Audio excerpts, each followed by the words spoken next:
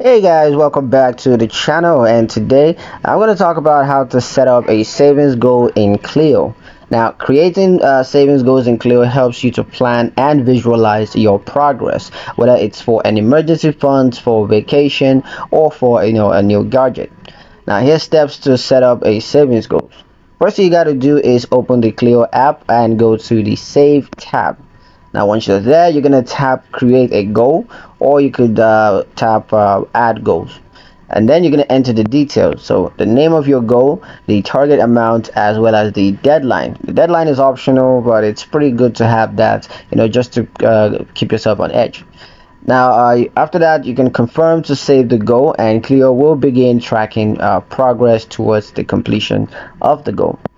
And you can have multiple saving goals at once, each with its own target, and that's going to help you basically to hit your targets in different areas.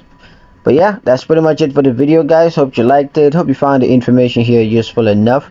If you did, like the video, comment down below, let me know what you thought, share the video with your friends, and subscribe to the channel if you haven't done so already, and I'll see you guys in the next one.